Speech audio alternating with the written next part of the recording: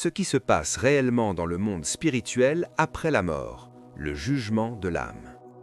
La mort n'est pas la fin, c'est le commencement de ce qui importe vraiment et presque personne n'est préparé à ce qui arrive ensuite.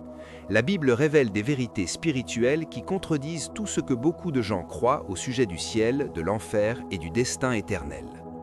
Le moment où l'âme quitte le corps est décisif, irréversible et entièrement déterminé par les choix faits durant la vie. Il existe un jugement réel qui attend chaque personne, et l'ignorer peut coûter plus que vous ne l'imaginez. Si vous souhaitez comprendre ce qui se passe réellement après le dernier souffle, restez jusqu'à la fin. Votre âme a besoin d'entendre cela. La mort a toujours été l'un de ces sujets que beaucoup tentent d'éviter, mais que la Bible présente comme une certitude absolue pour toute l'humanité. Peu importe la force, la richesse ou l'intelligence que quelqu'un possède, nous marchons tous vers ce même point final de la vie terrestre. Et c'est précisément pour cela que la nécessité de prendre soin de l'âme devient si urgente devant Dieu. Au fond, tout être humain ressent qu'il existe quelque chose au-delà du dernier souffle, quelque chose qui parle directement à la foi que nous portons et à la voix de Jésus appelant chaque personne à la réflexion. Depuis les temps les plus anciens, différentes cultures ont créé leurs propres explications sur l'au-delà. Certains croient que tout s'achève dans la tombe, d'autres imaginent une sorte de transition, et il y a ceux qui pensent qu'ils peuvent simplement voir après ce qui se passe. Mais la Bible n'a jamais laissé ce sujet ouvert.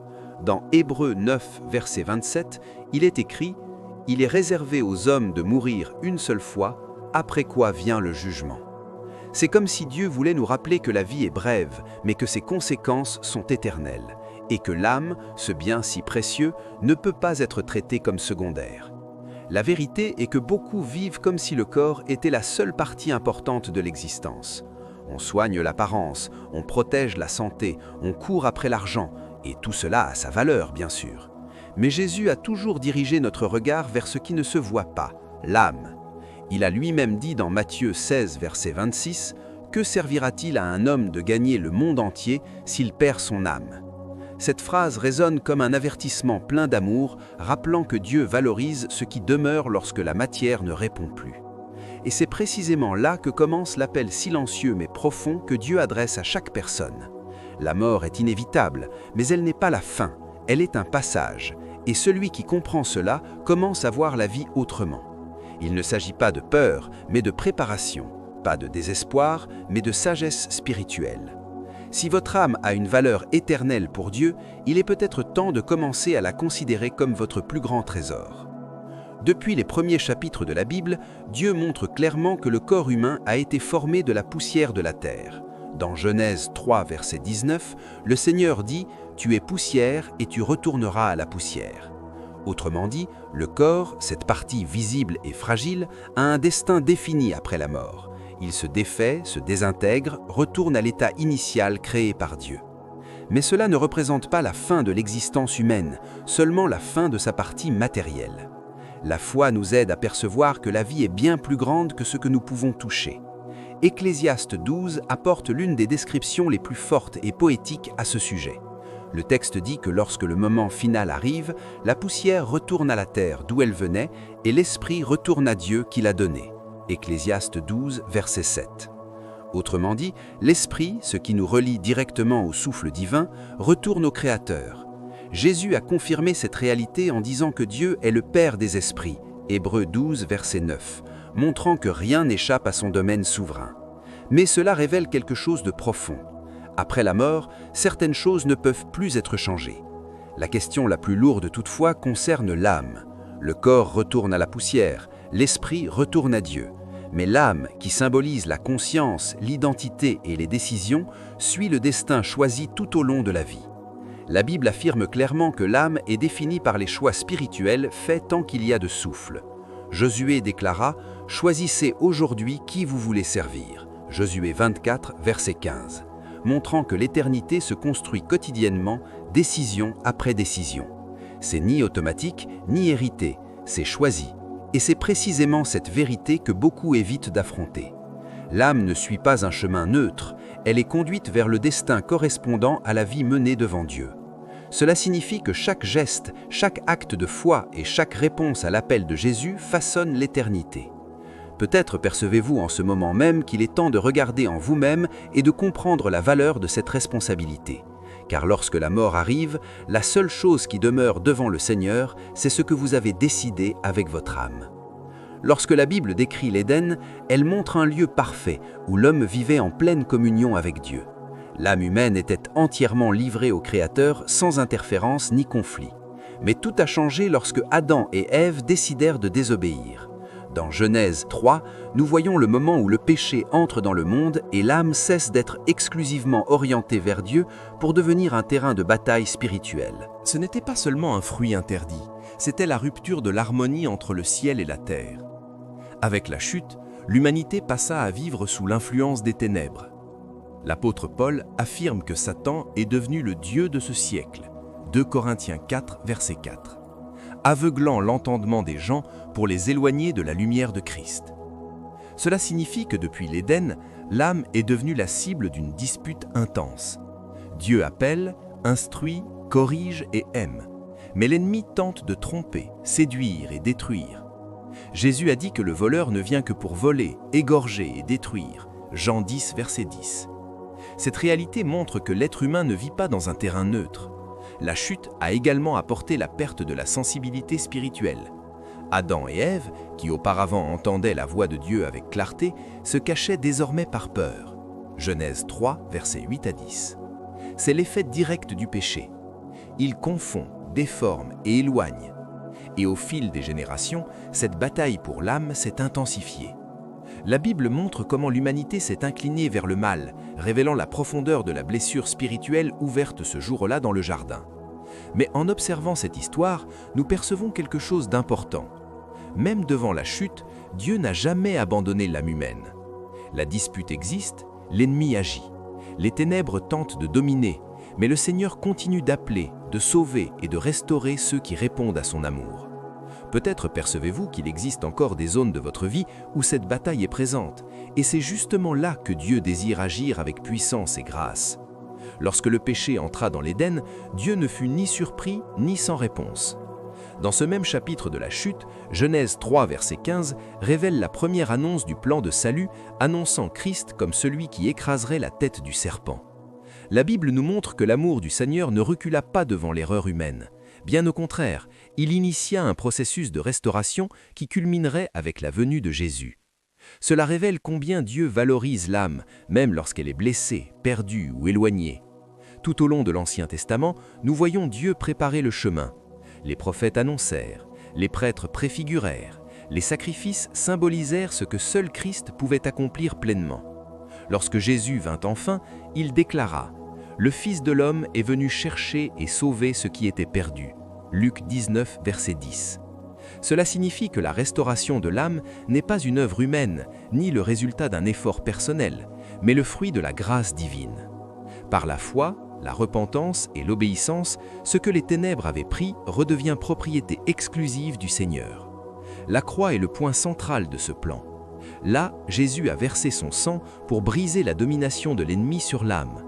Colossiens 1, verset 13, affirme que Dieu nous a délivrés de la puissance des ténèbres et nous a transportés dans le royaume du Fils de son amour. Ce n'est pas seulement une poésie spirituelle, c'est un changement réel de gouvernement. Celui qui autrefois avait de l'influence sur l'âme perd son pouvoir lorsque la personne se rend à Christ. La foi ouvre des portes que la peur n'ouvrira jamais, et l'obéissance fortifie ce qui autrefois était vulnérable. Et lorsque nous comprenons ce processus, quelque chose change à l'intérieur de nous. L'âme commence à trouver sécurité en Dieu qui l'a créé et en Jésus qui l'a racheté. Même s'il existe encore des batailles spirituelles, le croyant vit sous la protection de celui qui a vaincu le malin. Si aujourd'hui vous sentez que votre âme est fatiguée, blessée ou fragilisée, souvenez, le plan de Dieu est toujours actif, et rien n'est si perdu que Jésus ne puisse restaurer avec son amour et sa puissance. La Bible n'a jamais traité l'éternité comme quelque chose de symbolique ou métaphorique. Jésus a parlé avec une clarté absolue de deux destins finaux, l'un de vie éternelle avec Dieu et l'autre de condamnation éternelle loin de lui. Dans Matthieu 25, verset 46, il est écrit « Et ceux-ci iront au châtiment éternel, mais les justes à la vie éternelle. » Il n'y a pas d'espace pour interprétation alternative lorsque le Seigneur lui-même révèle ce chemin si clair. La foi doit affronter cette vérité avec sérieux, car l'éternité ne commence pas après, elle commence maintenant, dans les choix de chaque jour. Certains systèmes religieux ont créé l'idée d'un troisième lieu, une sorte d'entre-deux spirituel, souvent appelé purgatoire. Mais la Bible ne soutient pas ce concept. En observant la parabole du riche et de Lazare dans Luc 10, nous voyons qu'après la mort, chacun alla immédiatement vers son destin. Le pauvre vers la consolation, le riche vers le tournant. Et il est également écrit qu'entre eux se trouvait un grand abîme, de sorte que ceux qui voudraient passer d'ici vers vous ne le peuvent pas. Luc 16, verset 26. Cela montre qu'après la mort, le libre arbitre prend fin. Cette réalité détruit l'idée de seconde chance ou de repentance après le dernier souffle. L'éternité n'est pas un tirage au sort, ni une coïncidence, c'est une conséquence. Conséquence des décisions que l'âme a prises tant qu'il y avait de la vie dans le corps. Le salut ne peut pas être remis à plus tard, comme une tâche quelconque. La Bible montre que le moment où la personne quitte cette terre, la sentence spirituelle est scellée, avec justice parfaite devant Dieu. Et c'est précisément pour cela que Jésus insiste à temps pour que les gens cherchent le royaume pendant qu'il y a de temps. Il a dit « Cherchez l'Éternel pendant qu'il se trouve ». Ésaïe 56, verset 6. L'éternité est un sujet urgent, non futur. Peut-être percevez-vous en lisant ceci que Dieu vous appelle à vous réveiller spirituellement, car l'âme qu'il vous a donnée est trop précieuse pour être traitée avec négligence. Il reste encore du temps, mais pas pour toujours. Jésus n'a jamais présenté le chemin du salut comme quelque chose de complexe ou inaccessible. Il a dit clairement dans Jean 14, 6 « Je suis le chemin, la vérité et la vie. Nul ne vient au Père que par moi. » Cela signifie que face à toutes les voies du monde, la seule direction sûre pour l'âme est de suivre Jésus. Il ne s'agit pas de religion, de tradition ni de coutume. Il s'agit d'une relation avec le Fils de Dieu. La Bible confirme dans Actes 4, verset 12, qu'il n'existe aucun autre nom capable de sauver, aucun autre médiateur, aucun autre chemin alternatif. Le choix est direct, clair et urgent. Beaucoup attendent le bon moment pour remettre leur vie à Christ, comme si le salut pouvait être programmé. Mais Jésus ne nous a jamais appelés pour demain, il nous a toujours appelés pour maintenant. Dans Hébreux 3, verset 15, il est écrit « Aujourd'hui, si vous entendez sa voix, n'endurcissez pas votre cœur. » L'âme qui remet à plus tard court des risques, la vie est incertaine, le futur est inconnu et la mort ne fixe pas d'horaire. C'est pourquoi la foi doit être vécue tant qu'il y a encore du temps, tant que Dieu continue d'appeler. Suivre Jésus ne signifie pas vivre une vie sans combat, mais vivre une vie avec direction, sens et protection spirituelle. Lorsque la personne décide de marcher avec Christ, son âme cesse d'être perdue et commence à être guidée par le Saint-Esprit.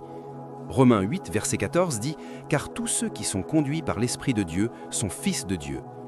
C'est la sécurité que le monde ne peut offrir. L'âme trouve repos, clarté et but lorsqu'elle est conduite par le Dieu qui l'a créée.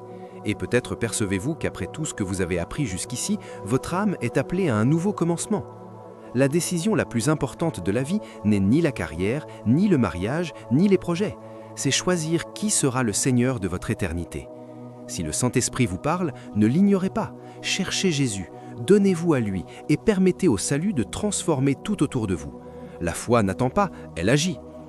Maintenant que vous avez compris ce qui se passe réellement dans le monde spirituel après la mort, il devient clair que rien n'est plus précieux que votre âme. Le corps vieillit, le temps passe, les opportunités changent, mais le destin éternel demeure scellé devant Dieu. La Bible n'a jamais traité ce sujet comme symbolique. Elle révèle avec fermeté et amour que seul Jésus peut conduire l'être humain vers une fin sûre. Il est le seul qui a vaincu la mort, brisé la puissance des ténèbres et ouvert un chemin de lumière pour tous ceux qui croient. C'est pourquoi ceci n'est pas seulement la fin d'une vidéo, mais peut-être le début d'une nouvelle vie. La vérité que vous avez entendue ici n'est pas théorique, elle est spirituelle, réelle et urgente. Chaque pas que vous faites, près ou loin de Dieu, façonne l'éternité de votre âme. Si vous sentez que Jésus vous appelle, n'endurcissez pas votre cœur. L'avenir change lorsque le cœur se rend, et la foi transforme ce que la peur a tenté de dominer. Dieu écrit encore des histoires, et la vôtre peut être la prochaine à être restaurée. Alors permettez à ce message de faire ce qu'il doit faire, éveiller, transformer, renouveler. Jésus demeure le seul refuge sûr face au jugement éternel. Lorsque le dernier jour arrivera, ce ne seront ni la religion, ni les bonnes œuvres, ni les opinions humaines qui décideront de votre destin. Ce sera seulement votre relation avec Christ. Il est là, les bras ouverts, prêt à sauver, pardonner et vous conduire à la vie éternelle. Si vous avez compris le message de cette vidéo, cliquez sur le bouton like et écrivez dans les commentaires « Seigneur Jésus, garde mon âme. Amen ».